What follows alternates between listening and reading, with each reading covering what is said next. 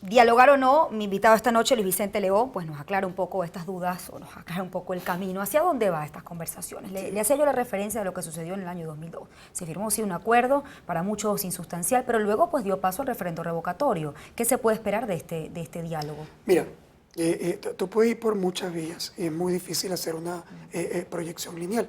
Es decir, tú puedes tener un diálogo absolutamente vacío. Eso puede ocurrir. Puede ocurrir un diálogo que no sea más que una manipulación del gobierno para tratar de calmar, digamos, los ánimos un poco, además lavarse la cara con sus amigos, aliados a nivel internacional, que ha tenido pues, algo de costo importante ha tenido el gobierno, sobre todo, más que con la protesta de la oposición en sí, con la represión del gobierno sobre esa protesta. Creo que eso le ha hecho mucho más daño a Maduro, que bueno, o sea, ese concepto de la revolución de paz y amor se muere con bombas lacrimógenas, con estudiantes atacados o la denuncia de tortura. O sea, eso mata el paz y amor de la revolución venezolana. Entonces, tú tienes que lavarte la cara. Y Maduro obviamente va a esa mesa de negociación a tratar de hacer eso, a manipular a la oposición. ¿A qué va la oposición? Es decir, la oposición va a tratar de presionar al gobierno a cambiar algunos elementos centrales, por lo menos la oposición que está ahí. La otra, de nuevo, la oposición radical ni siquiera quiere estar ahí porque lo que quiere es que Maduro se vaya. Y Maduro no va a renunciar. Ellos dicen, yo tengo el derecho a pedirle, constitucionalmente, a pedirle que Maduro renuncie. Bueno, y Maduro tiene el derecho a tirarte una trompetilla. Los moderados que quieren que el gobierno ceda. ¿En qué? Unos elementos, unos puntos claves. Es decir, el punto obviamente clave e inicial es el tema de los presos políticos. Es decir, no existe ninguna posibilidad de éxito en esta negociación si el gobierno no libera presos Pero políticos. allá también hay un término de concepción. Para el gobierno son políticos presos y para la oposición son presos políticos. Eso ¿Cómo es, quizás se destranca ese juego? eso siempre vas a ir así a la negociación, pero no hay duda de que estos son presos políticos. Es decir, preso político, político preso es lo mismo en una sociedad de este tipo. Por lo tanto, si tú no cedes terrenos, si tú no entregas, digamos, ahí, si el gobierno no coloca sobre la mesa solución de amnistía para los presos políticos, la posibilidad real de avanzar en este diálogo es muy pobre. Pero fíjate que paradójicamente eso, que para mí es muy importante y que yo creo que el gobierno pudiera ceder, es decir, si en algún punto el gobierno va a ceder, probablemente será en ese.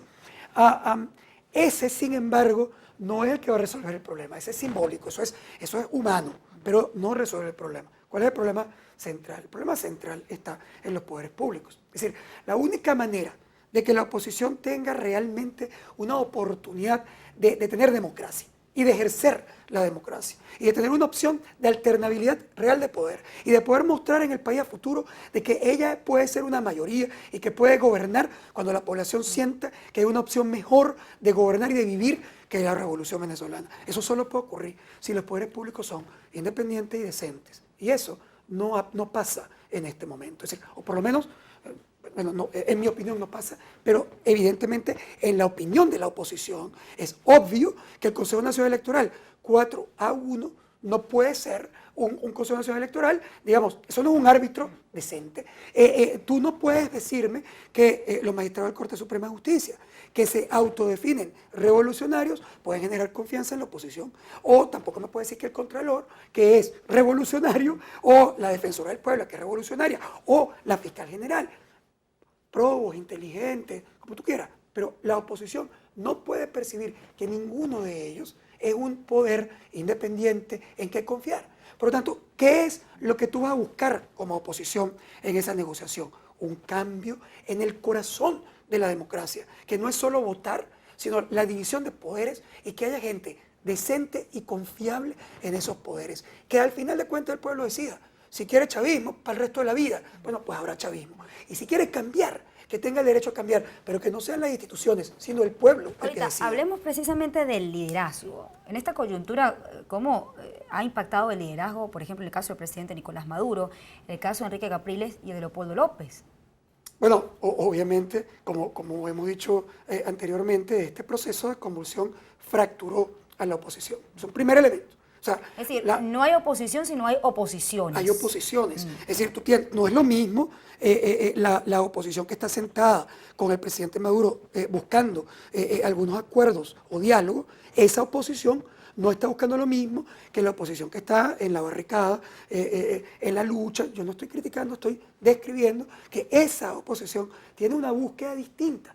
Y Leopoldo, María Corina, Antonio Ledesma, en su posición de la salida, en su posición más dura, más radical, que además perciben que es imposible aguantarse hasta el 2019 con el gobierno del presidente Maduro, tiene una visión completamente distinta. Al fracturas también el soporte a los liderazgos. Es decir, ¿de dónde venimos? Venimos de un solo líder completamente claro en la oposición, que era Enrique Capriles. Después, ese líder se ha debilitado. Por supuesto, porque si él era el único, o sea, si él era el líder de la oposición, que había sido su candidato 2 veces, además casi gana una elección. Lo que la gente olvida es que todo el mundo está hablando que es imposible ganarle al chavismo, que las instituciones no te permiten. Capriles, apenas recién muerto el presidente Chávez, con todas las emociones a flor de piel, con el país volcado a despedirse de Chávez, que termina su mandato con 71% de aprobación popular, de chiripa le gana electoralmente a Maduro. Y si tú además añades que hay mucha gente que piensa que hubo trampa, bueno, súmale. Pero de todas maneras apenas pierde por un punto porcentual. Aquí más allá, que ya sabemos que está debilitado, ¿qué tan debilitado está con relación a ese momento que hablamos? Bueno, sí. Fue el momento más alto de su popularidad. Enrique Capriles obtiene más de 49% de los votos en esa elección, de los votos convencionales en esa elección. No hay ningún dirigente de la oposición hoy que tenga más de 40%. Es decir, ya de entrada Capriles pierde más de 10 puntos porcentuales con respecto a ese momento electoral. Pero además, 40% si va solo contra Maduro. Pero si tú, digamos, colocas a todos los líderes, incluyendo a Leopoldo López, realmente aquí, digamos, la gente habla de muchos líderes. En realidad hay 2. Dentro de la oposición solo hay 2 líderes con potencia electoral hoy. Es decir, si fueran una elección primaria dentro de la oposición, solamente hay 2 actores con potencia, Leopoldo López y Enrique Capriles Radonsky. Que hay ahí 2 líderes muy divididos, es decir, la fuerza está muy cercana. Es decir, Leopoldo es a este momento quien ha logrado incrementar su posición de liderazgo. ¿Pero supera el liderazgo de Capriles? Están prácticamente dentro de errores muestrales. Es decir, los números son muy cercanos, no hay diferencia de más de 2 puntos entre Leopoldo López y Enrique Capriles cuando tú los enfrentas 1 a 1. Ahora, fíjate, interesante esto. Leopoldo López es un líder que creció en su liderazgo, se fragmentó la oposición, pero la propuesta de Leopoldo López no la apoya el 65% de la oposición. Eso es lo más interesante de toda la encuesta, de la última. Que es que, a ver, Leopoldo López no es percibido o no es respaldado por su posición radical, no es respaldado por su posición a favor de una protesta de calle más dura, ni en las guarimbas, ni en las barricadas. La mayoría de la población, no, más allá de cuál es la realidad, la percepción es que eso es un tema distinto, que la propuesta de Leopoldo es diferente, es dura, pero diferente. ¿Y qué es lo que ven? O sea, ¿por qué lo apoyan? No es por su posición ni por su propuesta, es por, digamos, la valentía, por la entrega, por haber ido preso, por haber, digamos, enfrentado la cárcel y entregarse en un país tan complicado. Es decir, es un premio al mártir político. Y en el caso de Capriles entonces es distinto, es decir, su propuesta, lo que usted califica como moderado, tiene aceptación del 65%, pero su liderazgo ha caído. Claro, porque ahí hay también críticas. Es decir, ¿qué ocurre? Vamos a estar claros, es decir, Capriles, que hace un trabajo espectacular en campaña para llegar de nuevo a retar a Maduro contra toda la fuerza del Estado, del poder, la emocionalidad del momento, etc. Y prácticamente gana la elección, no sé, como quieras, pero en todo caso divide o fractura el país en 2 partes iguales. Queda, en esta última fractura, queda preso del preso. Es decir, Capriles queda preso de Leopoldo López. ¿Por qué? Bueno, porque teniendo 2 posiciones completamente distintas, es decir, la de Leopoldo dura, más radical, la de Capriles más moderada, que no quiere decir no luchar, ni no protestar, ni no ir a la calle, ni no defender tus derechos. Capriles no ha dicho nunca eso, ha dicho, estamos en lucha, tenemos que ir a la calle, tenemos que protestar, pero con el objetivo de que el gobierno, digamos, nos reconozca, respete los derechos ciudadanos y cambie. Mientras que el otro dice, hay que cambiar el gobierno. Ahora, En ese momento, ¿qué ocurre?